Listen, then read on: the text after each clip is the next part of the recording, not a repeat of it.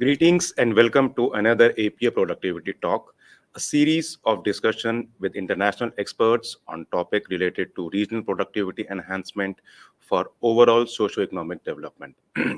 I am Jitin Kapoor, APO Program Officer in the Industry and the Public Sector Unit. I will be moderating today's P-Talk on financing energy conservation for SMEs.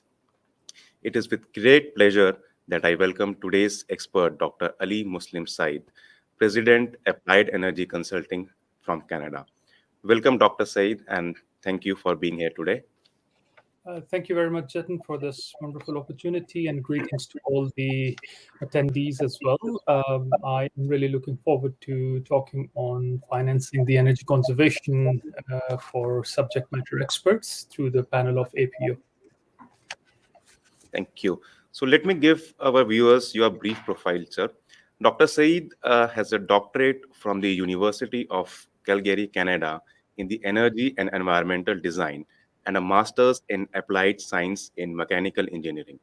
He is a certified energy manager, a certified measurement and verification professional, a lead accredited professional. Dr. Said is also a prolific writer with several research publications and papers on energy efficiency and management under his name. For almost 2 decades, Dr. Said has extended services as a consultant to industry in energy performance contracting, sustainability, and energy conservation. He is also involved in training and capacity building of industry professionals through courses specifically related to energy management. The Association of Energy Engineers has given Dr. Said several awards. So let me move on to the brief on the today's P-Talk topic, that is the energy conservation for SMEs. Dear viewers, industrialization is important for overall socioeconomic progress as it contributes to GDP, generates employment opportunities, and raises the standard of living. Business processes in the industrial sectors, including manufacturing, services, hospitality, and commercial buildings, are energy intensive, and hence, industry is a major consumer of energy globally. However, that energy from finite natural resources like coal and oil, which have negative impacts on the environment through CO2 emissions and pollution. Those resources are vulnerable to price fluctuations, and adopting the energy efficiency practices has multifaceted benefits through the conservation of natural resources by reducing energy inputs at source, reducing CO2 emissions for a given output, decreasing energy bills, and enhancing business performance. This further cascades into improvement in energy productivity at a national level and contributes to climate change mitigation. Energy efficiency and management are prominent tools under the APO Green Productivity Framework, developed for strengthening the triple bottom line of productivity, human resources, and environmental performance. Dr. Said's P-Talk today will cover key aspects related to the financing of energy saving projects and approaches that benefit all stakeholders involved. Dr. Said, would you please start your presentation? Thank you. Thank you very much, Mr. Kapoor. It's very kind of you. Please let me know if you can see my screen. Yes, sir. Perfect. So thanks again for this wonderful opportunity to share the some knowledge that I've acquired over my career thus far on financing energy conservation measures for different sectors. So again, the overview, quick overview of the P-Talk would be to understanding the economics of a new project or a retrofit. And retrofit means an existing building or an existing energy-related project which we're trying to implement. We will be discussing briefly common economic tools like the concept of time value of money, the concept of net present value, some economic evaluation matrices like savings to investment ratio, I will be talking about different modes of financing energy conservation measures, and then an important aspect of any energy conservation measure sustaining the energy savings for long term is the accountability or measurement and verification. And I will be talking how that builds into to the overall economics of energy conservation measures. And then the whole goal of this, the gist of this conversation would be to equip you with ideas of how to select the best economic model for the energy conservation measures available to you, so that you can take a financially viable and wise decision while also conserving energy and mitigation of greenhouse gas emissions. So continuing with the economics of energy conservation measures, so energy efficiency, obviously the goal that if you're doing it as an individual or as an enterprise or as a government, is to make sure that you are working towards greener future, environmentally conscientious future and environmentally friendly future. But also these energy efficiency measures or retrofits have to make some financial sense as well, or at least show financial viability. A goal of an enterprise, and that enterprise could be an individual homeowner or a business owner or a consulting firm or a provincial or state government or a national government, is to make sure that savings that you obtain over the life of an investment should outweigh the cost that it incurred initially when you were making the investment. And role of a subject matter expert would be to, for any energy efficiency project, would be to perform economic analysis of the energy conservation measures at hand and then select the best option. You could be given 10, 15 different options, but based on your specific economic standing, the capital at hand, the financial engine that you're running, an SME is expected rather to evaluate these ECMs and then choose the one which meets the bill, basically, or in other words, which is the best option out of all the available scenarios. So, typically, and this is unfortunately a global problem, that the economics of energy conservation measures, the first thought that comes to our mind is that we should go with the lowest first cost. So if I'm proposing you with an option A, say I'm asking you to improve your building envelope, and with option B, I'm asking you to install very large quantity of photovoltaic cells. Typically, financial decision makers will go that which one is the lowest first cost, the option A or option B, and typically decisions are made based on that. One thing again with the maintaining or the lower first cost is basically you don't do anything, because unless you, obviously, if you're incorporating any energy efficiency measure, there is a cost associated with that. So one thing is to do nothing, and we all know that that is not best for environmental reasons and for economic reasons as well.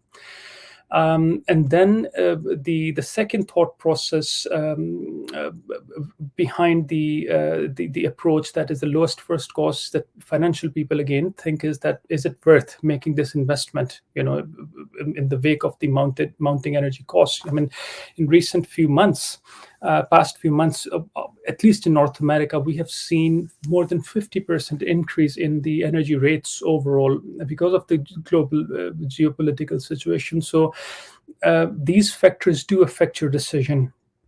So lowest first cost might not be the most sophisticated way of taking a decision. The next level of analysis that or thought process again, or philosophy that we incorporate for energy conservation measures is a concept called simple payback.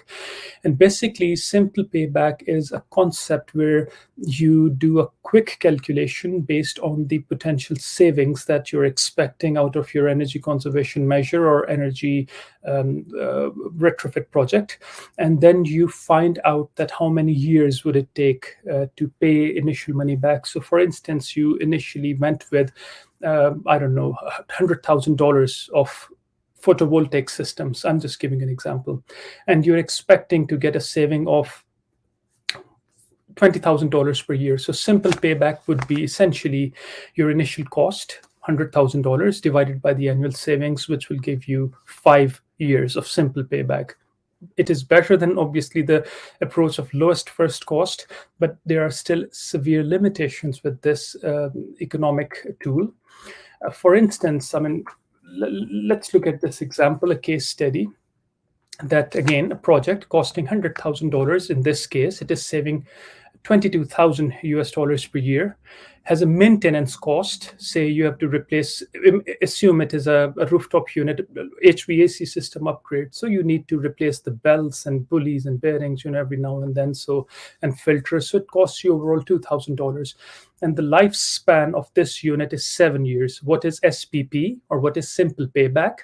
So we simply do, again, as I mentioned, you look at the initial cost, $100,000, you look at the annual savings. So your annual savings would be $22,000, but then on top of that, every year you have to spend $2,000 in operations and maintenance. So that brings your simple payback to 5 years. Okay, well, at least it is based on something. But my question is, what if this ECM, where we assumed 7 years of lifespan, what if its lifespan was 8 years or 10 years or 20 years? How can this tool, that is the simple payback, quantify that? What happens to your initial investment after you have, it has paid itself back? After 5 years, when it has paid itself back, what is happening after that? Simple payback cannot calculate that. So I'll give you another example now, a very interesting little anecdotal example. And again, system A, assuming it costs $12,000, assume it saves $2,200 per year, and there's a lifespan of 7 years. Assume this is air handling unit A. I have another system which costs much more, which is $2,000, saves a little bit more, $3,000, but has a lifespan of 10 years. My question to you, and then you also assume the energy escalation rate of 5 years, and energy escalation is basically the typical increase or in the price of electricity globally. It can vary between 3 to 7%. Let's assume 5% as an average. My question to you, being an SME, if you're an SME and I am, say, I'm a building owner and I'm faced with this situation, I will go to my financial or life cycle SME and I will ask, I don't know, both of them show some saving, but I don't know, should I go with system A? Should I go with system B? What does it mean to have life of 7 years? What does it mean to have life of 10 years? Which system is better? So the point is that with the simple payback, if you look at the table, so I did a yearly breakdown.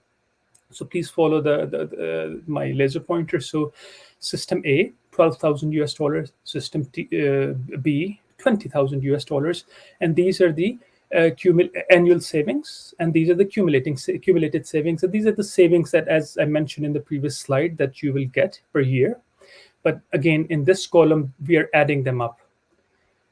So basically, if you look at the system A, by the end of the 5th year, it would have given you savings which would have matched the initial investment. So it would have paid itself back. Okay.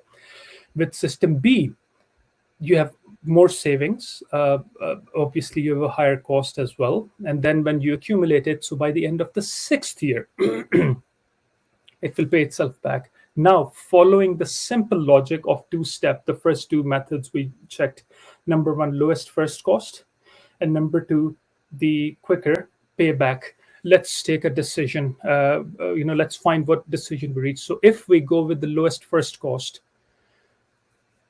am I correct to assume that I will go with $12,000 investment or system A? Would you agree with me, Jitin? Yes, Dr. Ali, I think because the first cost is less, and it Exactly. will give, and it will pay back 1 year before. True. And then if I go with the shortest payback, yes, it will pay itself before. So using those two methodologies, that is the quickest, the lowest first cost or quickest payback, system A qualifies. But there is an interesting thing. What happens after year 7? I mean, this system you have to replace. You have to get a new system, but system B is continuously working on and on and on and on, right? To the point that at the end, this is the total savings of 17,750 at the end of system A. This will give you 37,200 at the end of system B, life of system B. So the point of this exercise is that is, in this case, the simple payback the best tool, or the initial first cost the best tool to quantify or compare two different systems? I think not. Why? Because, as I mentioned, system A has to be replaced at year 7. System B is still working. No way can either of the two methodologies quantify, what will happen after the life of the system A. Likewise, system B gives you an extra 3 years of saving. We could not qualify or quantify rather these things through either the lowest first cost or life cycle or the simple payback methodology. And most importantly, very important thing, the time value of money was not accounted for. So my question to my SME would be, or a question in other words that an SME, a subject matter expert, should ask is that which system A or B is better, not looking at these two quicker economic yardsticks, but looking at a more comprehensive way, developing a more thorough way of looking at the whole economic decision. That is one aspect of that is time value of money. What is the time value of money? So money, based on the economic mechanisms that are running globally right now, the money has a time value. In other words, $100 today, or in your local currency today in 2022, will not be the same in 2023. Why? Because it's based on interest or opportunity cost, right? So, and inflation.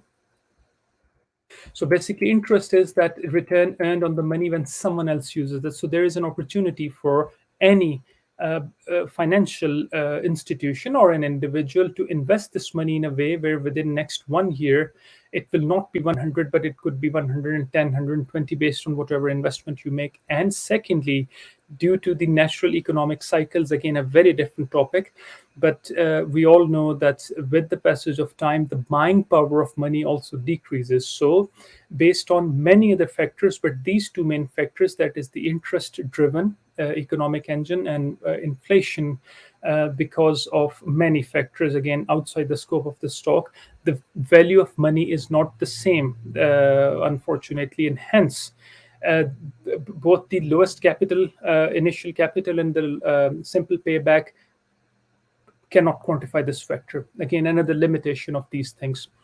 What is an interest? Very quickly, it is the percentage rate that is to be paid for the use of money for a time.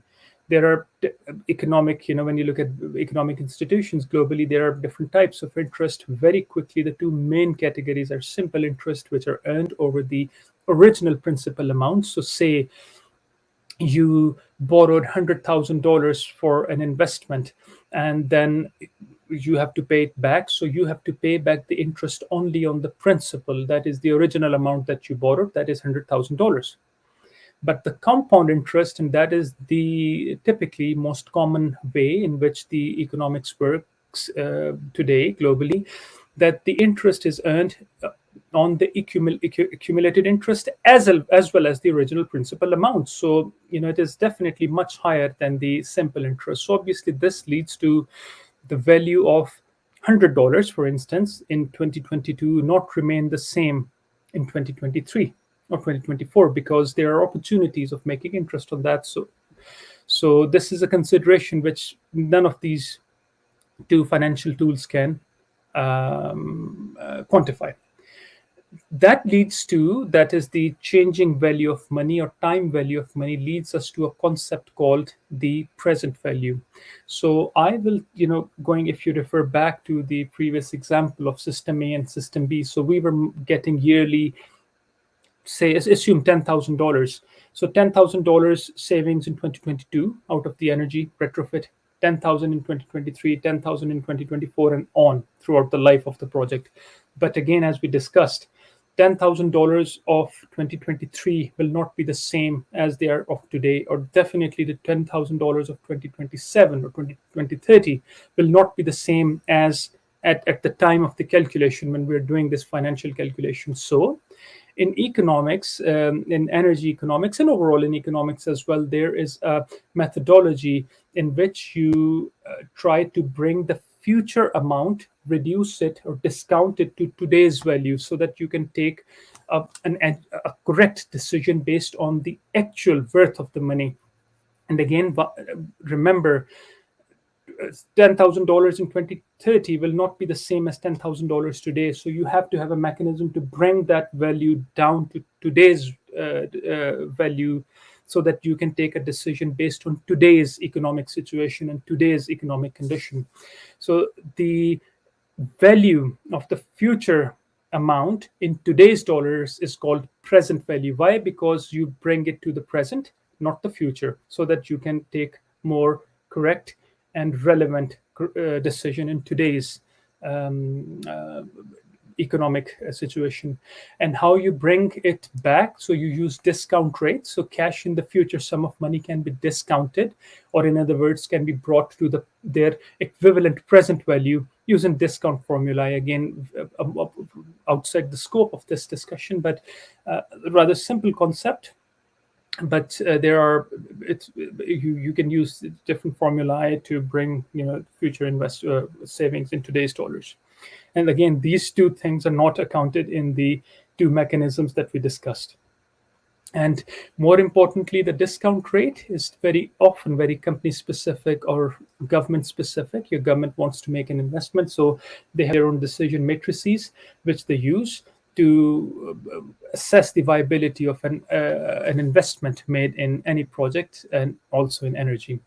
The discount rate can be called minimum attractive rate of return. Again, it's a more involved concept, but basic philosophy is that what is the minimum attractive rate of return that you want out of your investment, so that you can decide to put money in project A or project B or project C, and on and on. So basically that is a yardstick which you use to, or any sophisticated organization, enterprises and governments will use to take a good, wise economic decision on any investment that they make. This takes us to the next thing. And again, remember, we are still talking about the economics, the thought process behind investment, behind financing, how to quantify your decision, how to make sure that it is right decision. So typically, any sophisticated organization, and especially nations, national governments and international conglomerates, they work on a far more sophisticated economic analysis tool called life cycle costing. So life cycle costing, LCC or LCCA, there are different acronyms, but LCC, life cycle costing, is what I will be referring it today. So it is basically a method to assess the total cost of the facility ownership over its entire life, not over first 5 years or first 3 years. It is over the entire life. And the factors that it includes: design cost, initial cost, the energy cost, the operations and maintenance and training cost associated with that. And at the end of its life, the salvage value. So say you're a big cooling tower, it has done its life function, but it has some scrap value in metal. So even these factors are accounted into a sophisticated life cycle costing analysis. Energy escalation rates, discount rates, and many more factors. I'm quickly grazing through these. So this is a far more rigorous and far more realistic analysis of your energy economic decision-making process, in contrast to the lowest first cost or the quickest payback. So always default to the life cycle costing. Always default to the life cycle costing. Life cycle costing, obviously, as I mentioned, it takes all the future costs, operation cost, training cost, salvage credit, everything back to today's value. Oh, sorry about that. So again, this formula can be extended. So life cycle costing in today's value would be initial investment, replacement, residual values, energy values, water costs if applicable, O&M costs if applicable, any other cost if applicable, and this formula can be added. you so always go with a tool like this to quantify, to take a decision, not any other tool. Net present value would basically, again, another concept in the life cycle costing is the difference between the investment that you make today versus all the future savings in today's dollars. So you are comparing apple to apple, not apple to orange. So basically, the present value of all the future savings till the end of the life of the project minus the cost that you're making in today's dollars, because that gives you a realistic comparison. And the evaluation criteria, if net present value is zero, in other words, if the savings that you realize over the life of the project and the investment, the difference is zero, then it means you're not getting any savings. If it is greater than zero, then it shows that your savings will outweigh or outdo your initial investment, including all time value of money and energy escalation rate and everything else into account. And for competing energy efficiency measures or energy conservation measures, system A is replacing your envelope, system B is installing PV. Between the two, whichever gives you the highest net present value from financial point of view, that is a better decision. So now you can appreciate that, compared to where we started from, how deep life cycle costing analysis can go and what are the benefits of using this economic evaluation tool rather than anything else. Another quick idea or concept is savings to investment ratio. So basically, for every dollar, and I just use the US dollars as a reference to, obviously it applies globally. So for any amount of currency that I invest, how much will I save? So savings to investment ratio would be the present value, again, all future savings discounted to today's dollars versus the today's value of the money investment that you're making. And the evaluation criteria is that if the project has greater than 1 SIR, it returns you more than what it costs. And again, very simple, different ways of looking at the same thing, different nomenclatures, different parameters, but at the end of the day, all of them are looking at the financial viability of a project. So in a quick conclusion on the economic side of the things, that simple payback, while easy, has severe limitations.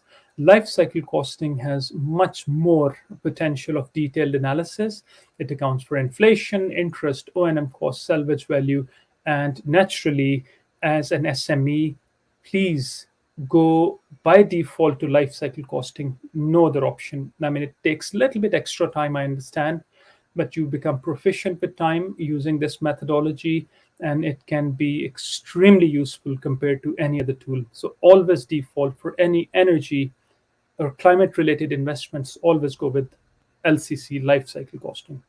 Now that thing set aside, let's look at different financial or financing options for ECMs or energy conservation measures. So one very important thing that we really need to understand and we really need to appreciate is that if you know that your facility is not at its best performance, then remember that the cost of delay is typically always greater than financing cost. Because if you know that your system is not performing well energy efficiency wise, but you're afraid that it costs a lot more money apparently to replace it, but the overall cost of this malfunctioning system is typically more than the financing cost. This is very important thing. So look at a broader picture of the overall economic impact of one wrong or malfunctioning energy system, and then you will come to the appreciation that it's better to replace that, even if on the very apparent look, it seems that financing cost is higher. So once we know that we have to do an energy conservation measure, we have to do a retrofit or do something in our new infrastructure. The simplest and easiest method is the cash on hand. So basically, if you have money in your coffers, you can simply invest that money. You don't need to go through any credit checks. You don't need to go through any interest. You are very quick, so basically that is the easiest, quickest, and most economical method Again, typically there are exceptions to that, but typically this is the most economic method for energy conservation measures. So number one mechanism for financing your energy conservation ECM is cash on hand. Second is loan. So most of the times, we are looking at far bigger investments, which an organization or a government or an enterprise is not willing to pay or doesn't have the capability to spare at the given time. So you go to your financial institutions or other investors and you say that, okay, we will borrow XYZ amount of dollars or your local currency, and I will pay you back over time. It's somewhat similar to mortgage. So basically with the loan, and again, I'm oversimplifying it, it is far more complicated, but basically you take the loan, say $1 million, you do all your energy related or climate related upgrades. Then the savings that you realize because of that energy upgrade, you use those savings to pay the loan back in installments, including the typically compound interest on the principal and the interest, and then ultimately you pay the loan back. So this is the next mechanism. So first one was cash on hand, second is loan, third one is bond. This is a very interesting way of financing ECMs, and basically large organizations and governments typically use their solvency or their own credit as a collateral, and they say that we will issue you bonds if you invest XYZ dollars. So there is obviously a very detailed financial mechanism behind that, but if you buy bonds from us, our credit rating and our solvency is in front of you. What we will do is that we will pay you interest, and at the end of the term we will return your money back to you.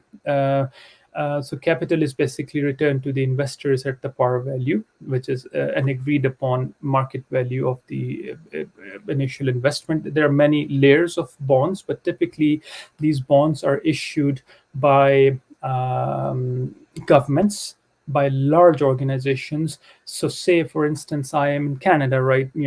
So in Canada, if the government of Canada is issuing, it needs $1 trillion project, and say it cannot finance that, so it will issue bonds in the name of the Canadian government, where it will collect money from its citizens, and based on the collateral of the natural resources of Canada, the credit solvency of Canada, the credit rating of Canada. So based on this collateral, I will buy those bonds, and over the period of time I will get some interest on that, and government will use that money which it collects to finance large scale projects. So typically these are for large scale and corporations and again, this is a statistics, very recent statistics from US Department of Energy, and these are the bonds that 10 states in the US have issued again to their, so in New York, $27.8 billion, and then down to California, Missouri, Massachusetts, 2.1 billion. So this is typically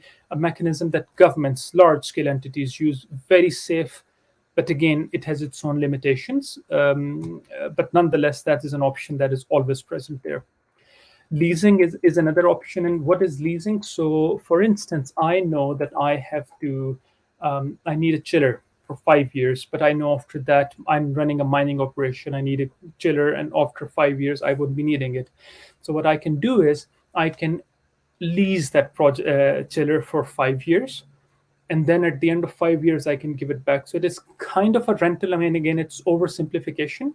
It is kind of a rental agreement where I obviously pay them monthly or yearly or quarterly or whatever cost arrangement. I pay the leasing organization or authority an agreed upon money, and then I can use that equipment. And I know that after 5 years, I mean, it doesn't make sense to buy $10 million piece of equipment, which I will be only needing for 5 years. So what I will kind of rent, quote unquote, or lease it. Again, it's not purely rental, it's more complicated, but at the end of the term, I won't own that equipment. I have to return it back. It's very similar to leasing a vehicle.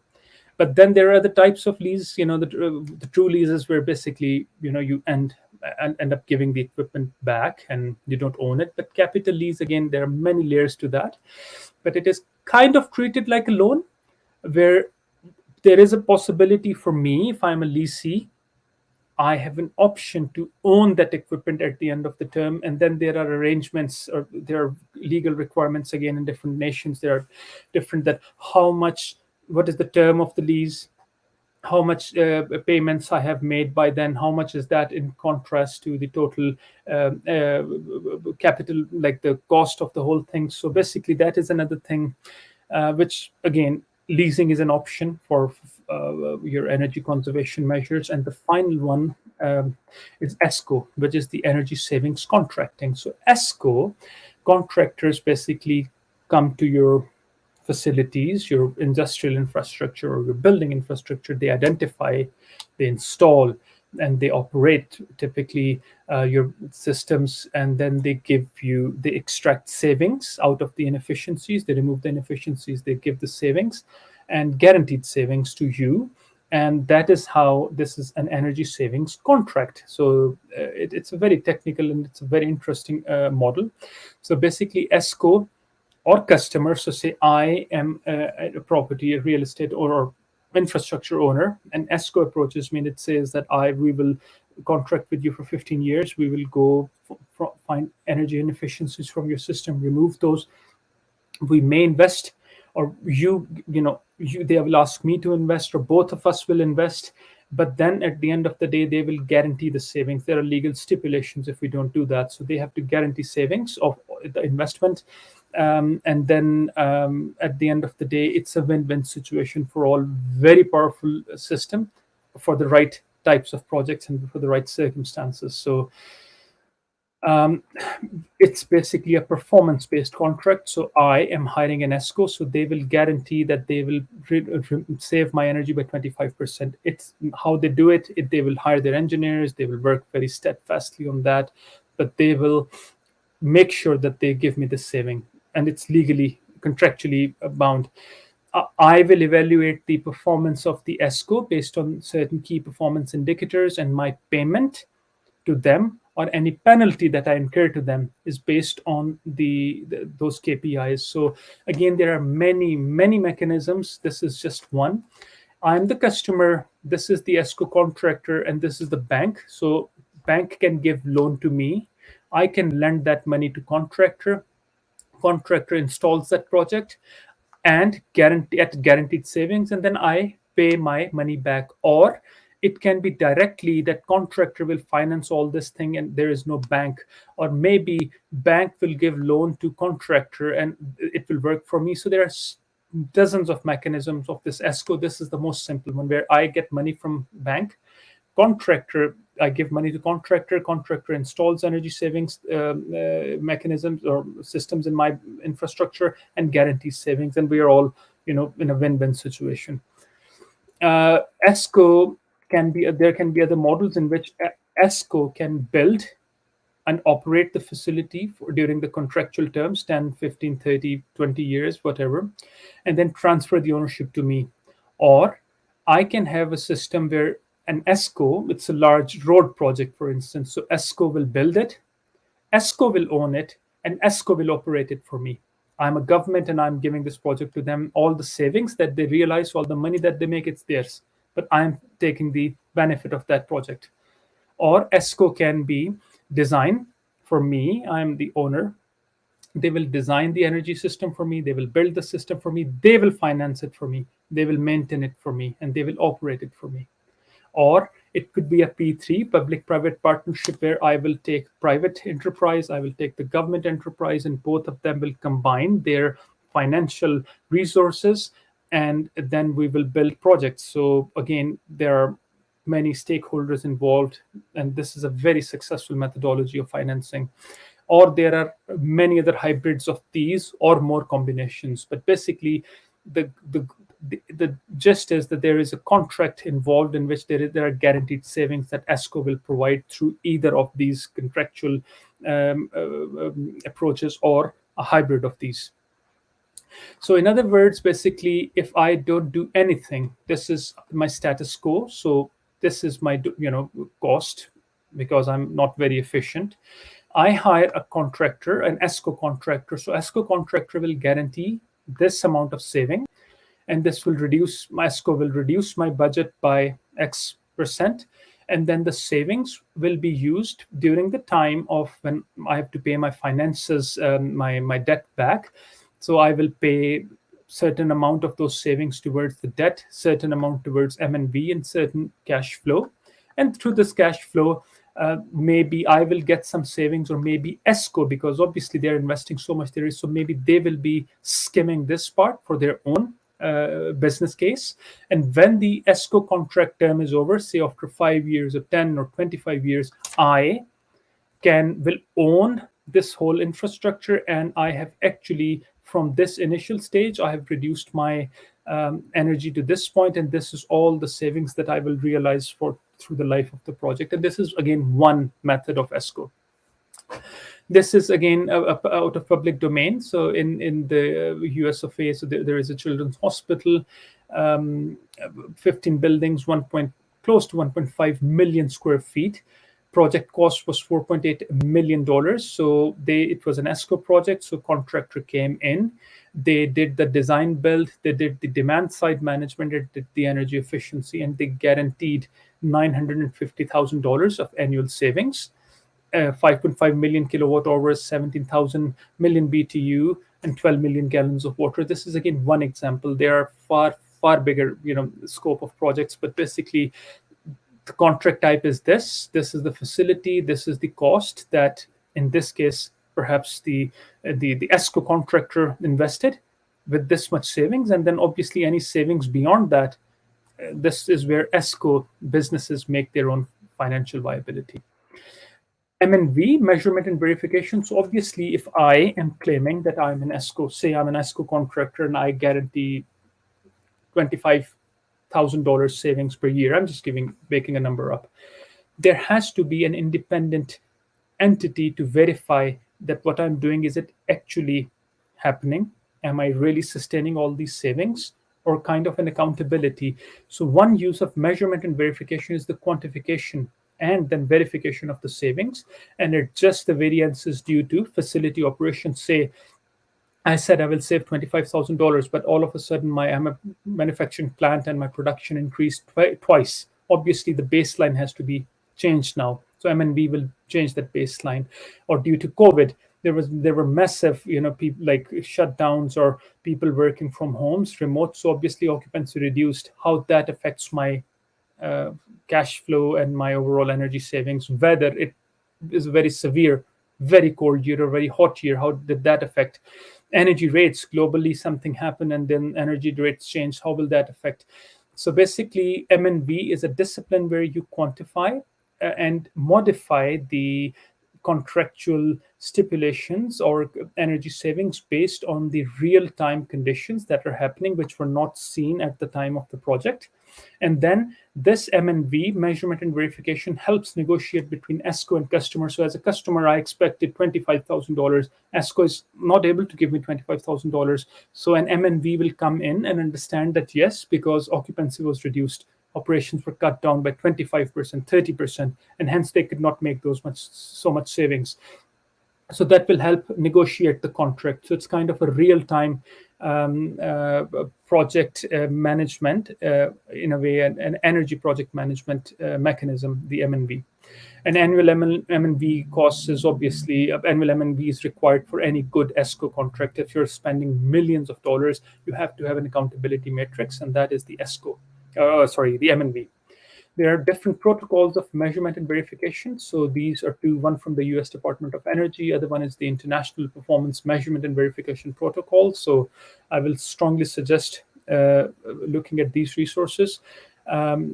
Most of them are free, or at least part of them are free, and then they're very cheap to buy. So please have a look at these two resources.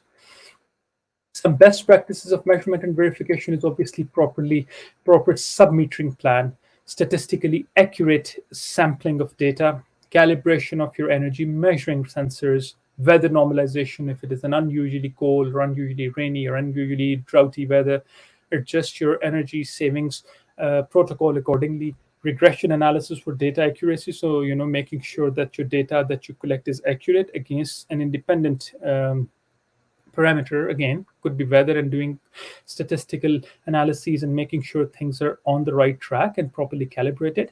And again, routine calibration in your M&V plan for changes in occupancy, like we recently experienced in COVID, or weather anomaly, or equipment shutdowns, and things like that.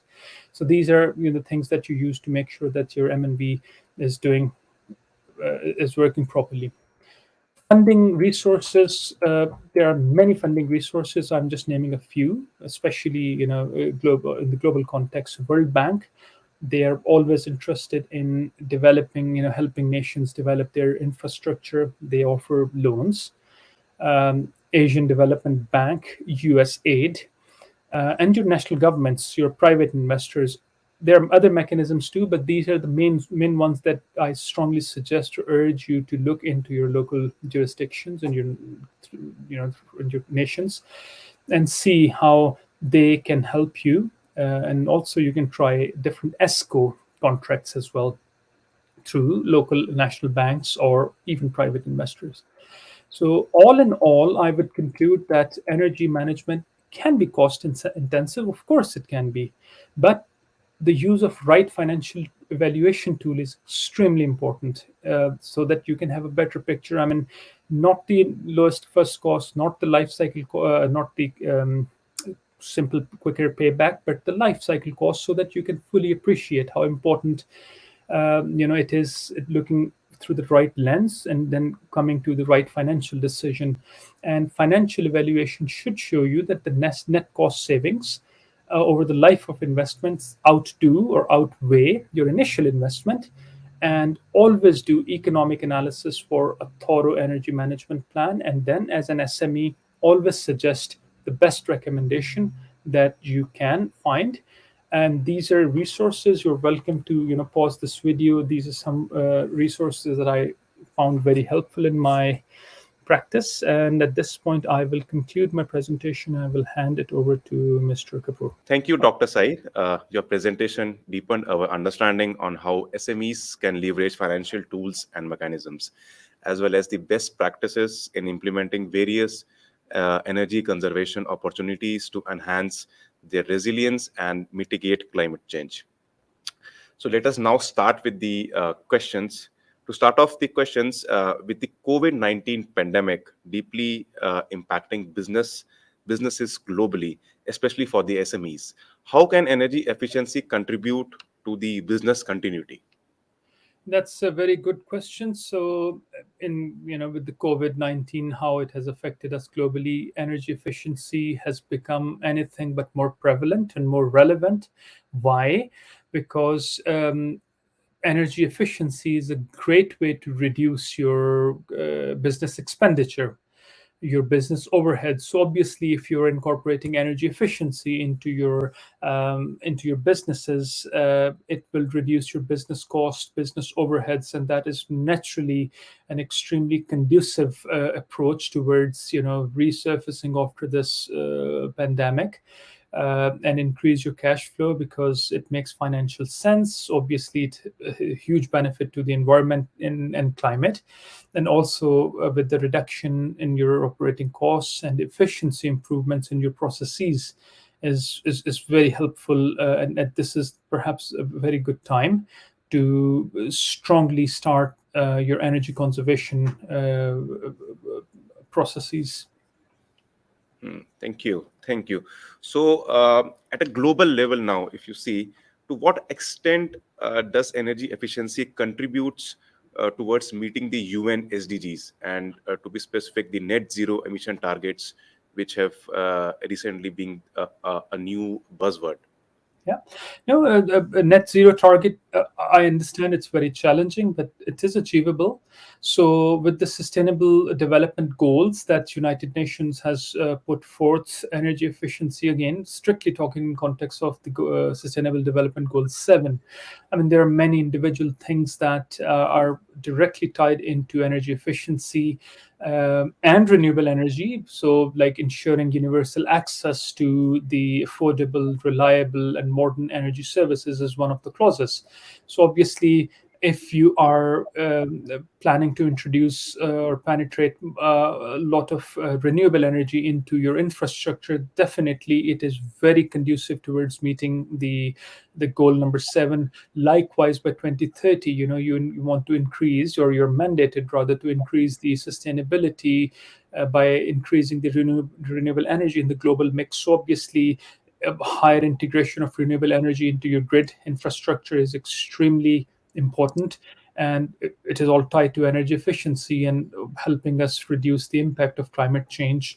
Then doubling the rate of improvement in the energy efficiency, so that is the core, clause 7.3 of sustainable development goal 7. So obviously, the more energy efficient you go, the more energy savings you realize, more cost savings you realize, and more emissions reductions you realize.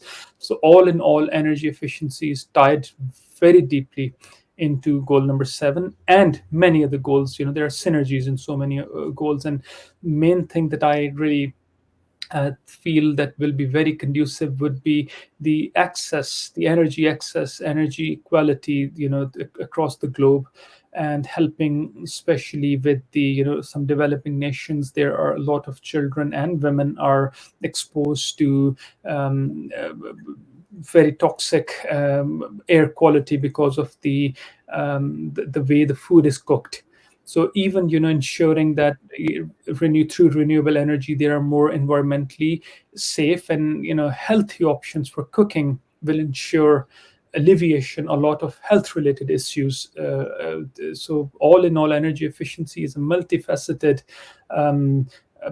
tool which is tied into many of the sustainable development goals. And I strongly urge to look at a holistic view, take a holistic view of the energy efficiency, and then help globally, to meet our climate change targets.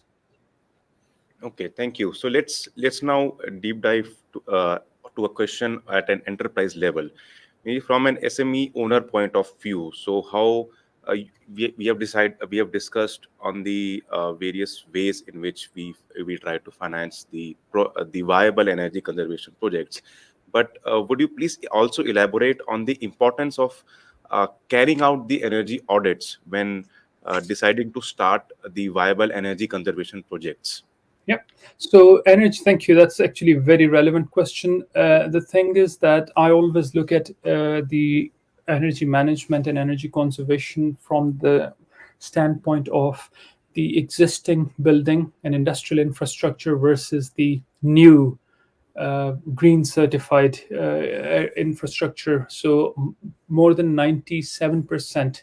Again, the number could be a bit off globally, but in certain European and North American regions, the existing infrastructure that is pre these green certification or more aggressive programs. So what that tells us is that there is a lot of opportunity. There is a big room of improvement for energy management in not only your new, but mainly your existing infrastructure, because it still represents a far bigger proportion of your overall energy end use. That being said, the only tool that that tells you where your buildings or your industrial infrastructure is in terms of its energy performance compared to its peers or compared to where it should be is the energy auditing. So energy auditing is your first step towards, first of all, realizing what you need to do, quantifying what savings are possible, and thirdly, doing a quick cost analysis of what would it cost you to do those retrofits. So again, depending upon the depth or the resolution of energy audit, using ASHRAE's yardstick, so ASHRAE level 1 or level 2 or level 3, energy audit is an invaluable tool, perhaps the only tool, in my humble opinion, which you can use to scan through your infrastructure, find the energy inefficiencies, suggest the energy improvements, and do a cost analysis of those upgrades or retrofits. So energy audit is basically the heart and soul of basically, at least in the building and industrial infrastructure, of any energy management plan or any energy management strategy, because it helps you to quantify, to measure where your energy use is, what are the inefficiencies, and obviously without that data we cannot manage anything. So it is very crucial in my opinion. Thank you.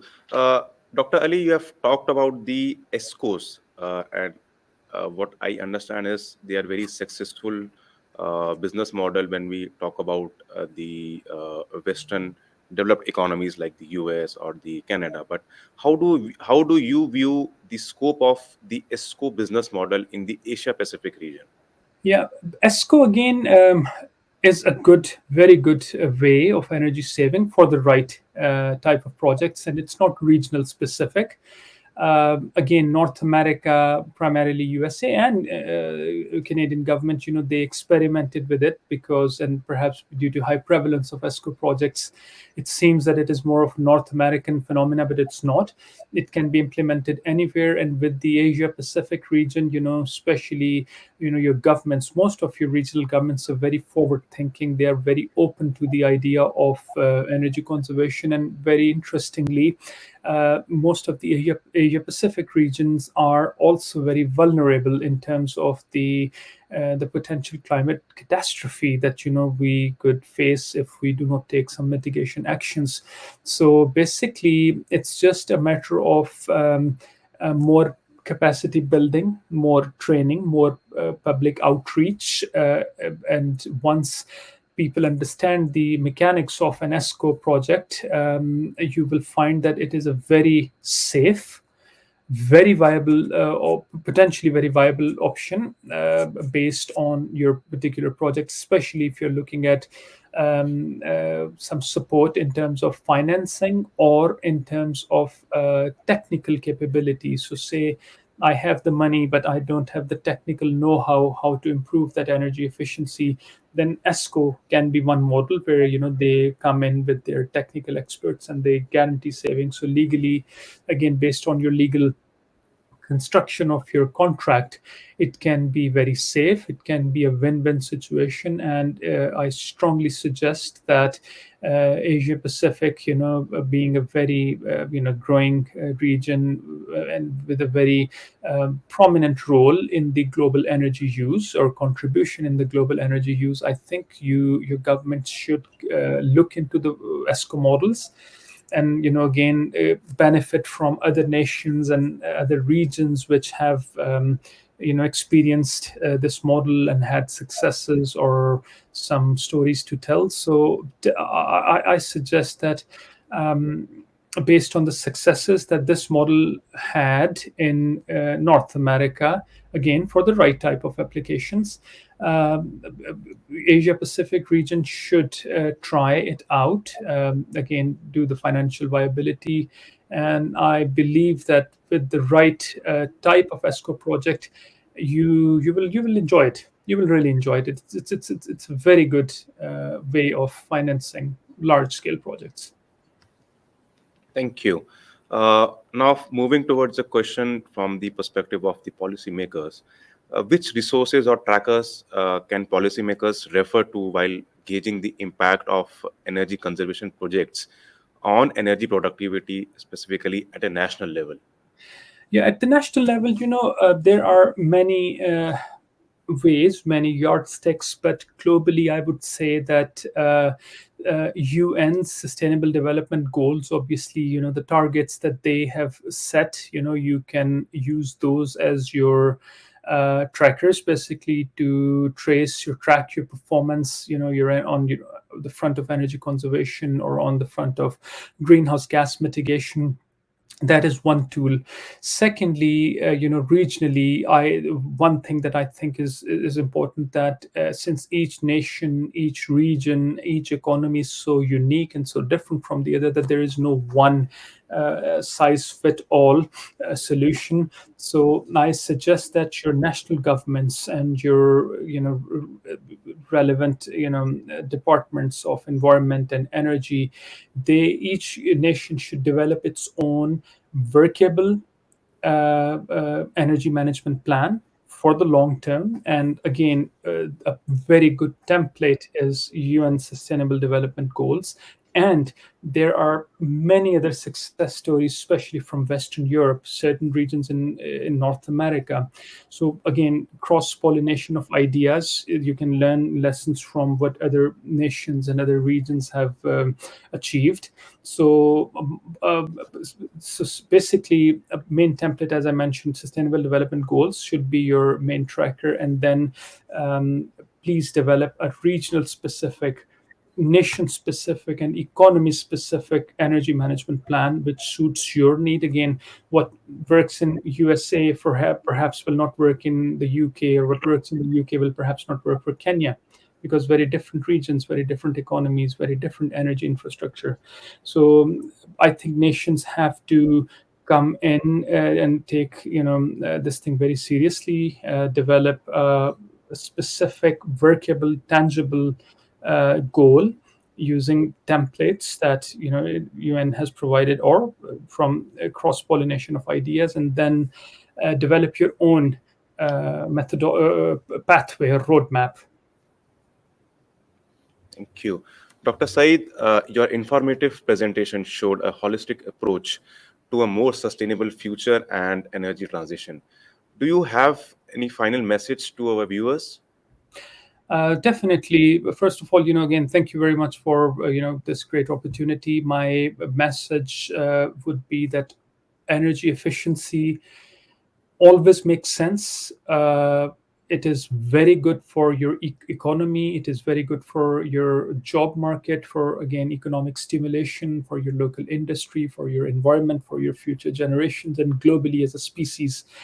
We have, it is incumbent upon us to, take climate change and energy efficiency very seriously. But my message, would be that please don't be deterred by an apparent, capital intensive nature of certain energy efficiency projects. Always use the right tool. So if you're using the right economic tools for the evaluation or taking the decision or a decision for your energy management or energy conservation, then you will see that things which may look very intimidating or may look very impossible are manageable. And for that, the takeaway would be that always use a more sophisticated and rigorous method like life cycle costing analysis for any energy conservation project, because that will give you a very comprehensive look and a very realistic look, and it will help you take right financial decisions for your energy conservation. Thank you for giving this speed talk, Dr. Saeed. The APO looks forward for your cooperation and guidance in future as well. Viewers, please leave your questions and comments on today's topic on the APO's YouTube channel, and we will respond to you as soon as possible. Please also subscribe to and follow our YouTube channel for continuing updates on the current productivity issues and resources. Stay safe and productive, everyone. Thank you and goodbye for now. Thank you. Thank you. Thank you.